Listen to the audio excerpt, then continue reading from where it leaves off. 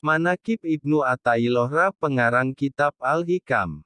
Pengarang kitab Al-Hikam yang cukup populer di negeri kita ini adalah Tajuddin, Abu Al-Fadl, Ahmad bin Muhammad bin Abde Al-Karim bin Atho, Al-Sakandari Al-Juzami Al-Maliki Al-Syazili. Ia berasal dari bangsa Arab.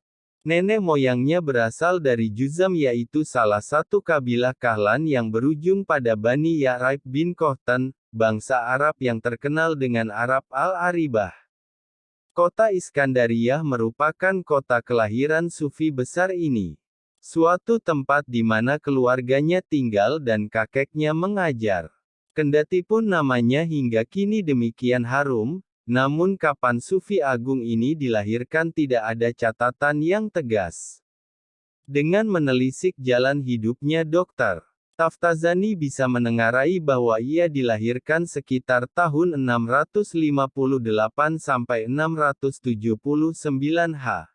Ayahnya termasuk semasa dengan Syekh Abu Al-Hasan Al-Syadili pendiri Tariqah Al-Syaziliyah sebagaimana diceritakan Ibnu Atho, dalam kitabnya, Latoiful Minan. Ayahku bercerita kepadaku, suatu ketika aku menghadap Syekh Abu Al-Hasan Al-Syazili, lalu aku mendengar beliau mengatakan, demi Allah, kalian telah menanyai aku tentang suatu masalah yang tidak aku ketahui jawabannya, lalu aku temukan jawabannya tertulis pada pena, tikar dan dinding.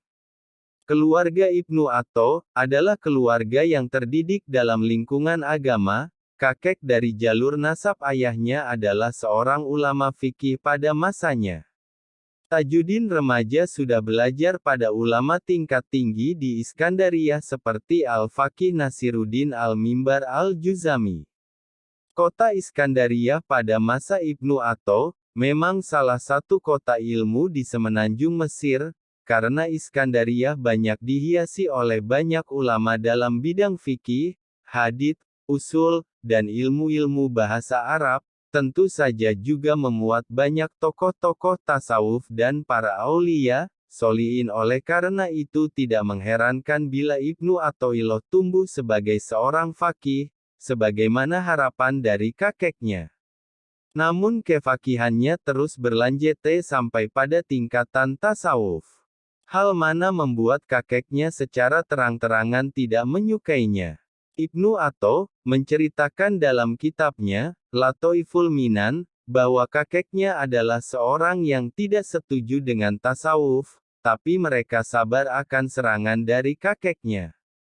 Disinilah guru Ibnu Atho, yaitu Abul Abbas Al-Mursi mengatakan, kalau anak dari seorang alim fikih Iskandariyah, Ibnu Athaillah, datang ke sini, tolong beritahu aku, dan ketika aku datang, Al-Mursi mengatakan, malaikat Jibril telah datang kepada Nabi bersama dengan malaikat penjaga gunung ketika orang Quraisy tidak percaya pada Nabi. Malaikat penjaga gunung lalu menyalami Nabi dan mengatakan, wahai Muhammad, kalau engkau mau, maka aku akan timpakan 2 gunung pada mereka. Dengan bijak Nabi mengatakan, tidak, aku mengharap agar kelak akan keluar orang-orang yang bertauhid dan tidak musyrik dari mereka. Begitu juga, kita harus sabar akan sikap kakek yang alim fikih, kakek Ibnu Athaillah, demi orang yang alim fikih ini. Pada akhirnya Ibn Atho, memang lebih terkenal sebagai seorang sufi besar. Namun menarik juga perjalanan hidupnya, dari didikan yang murni fiqh sampai bisa memadukan fiqh dan tasawuf. Oleh karena itu buku-buku biografi menyebutkan riwayat hidup Athaillah menjadi 3 masa. Masa pertama masa ini dimulai ketika ia tinggal di Iskandariyah sebagai pencari ilmu agama seperti tafsir, hadits, fikih, usul, nahwu dan lain-lain dari para alim ulama di Iskandariyah.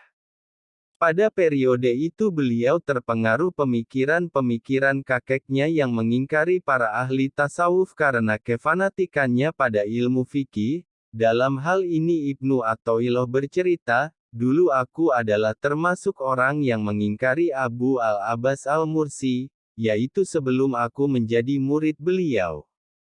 Pendapat saya waktu itu bahwa yang ada hanya ulama ahli zahir, tapi mereka ahli tasawuf mengklaim adanya hal-hal yang besar, sementara zahir syariat menentangnya.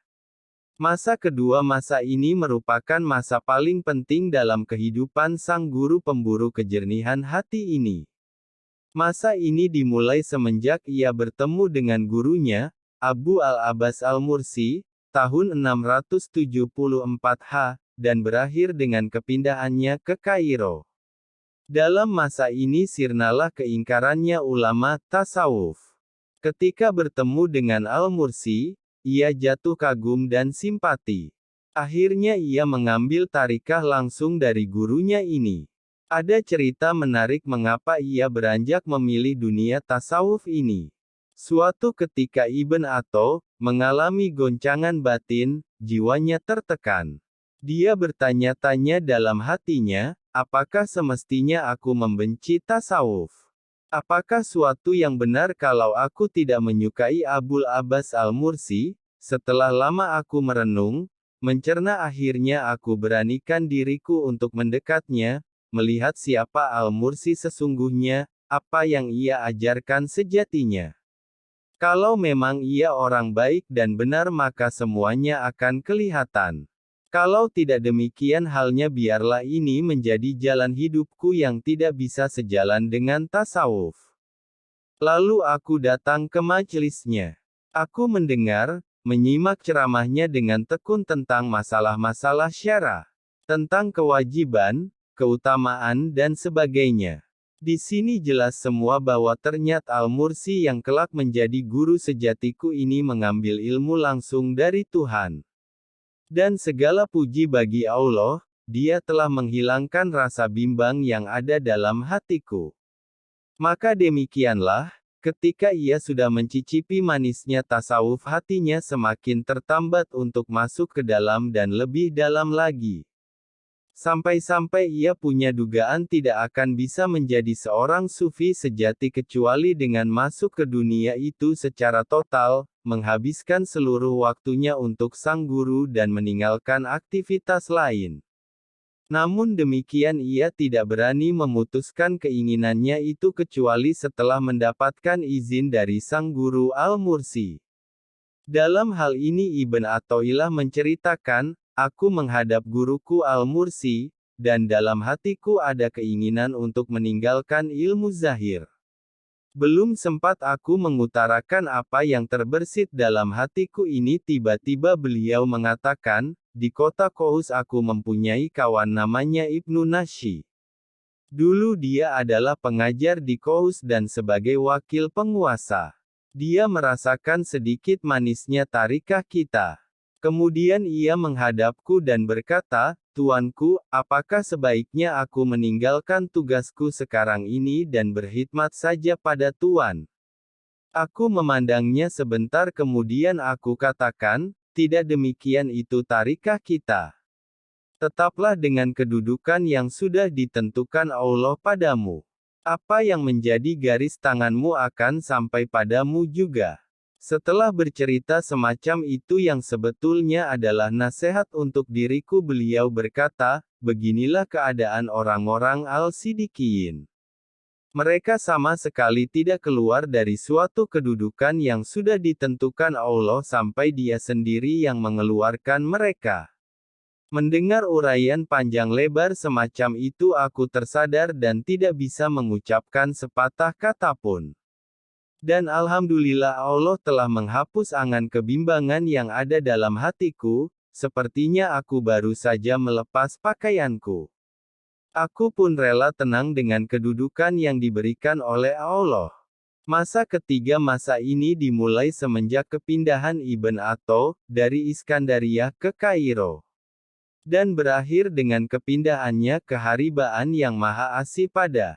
Uzlah menurutnya adalah pemutusan hubungan, maknawi bukan hakiki, lahir dengan makhluk, yaitu dengan cara si salik orang yang uzlah, selalu mengontrol dirinya dan menjaganya dari perdaya dunia. Ketika seorang sufi sudah mantap dengan uzlahnya dan nyaman dengan kesendiriannya ia memasuki tahapan halwah. Dan halwah dipahami dengan suatu cara menuju rahasia Tuhan. Kholwah adalah perendahan diri di hadapan Allah. Dan pemutusan hubungan dengan selain Allah SWT. Menurut Ibnu Athaillah, ruangan yang bagus untuk berhalwah adalah yang tingginya, setinggi orang yang berhalwah tersebut.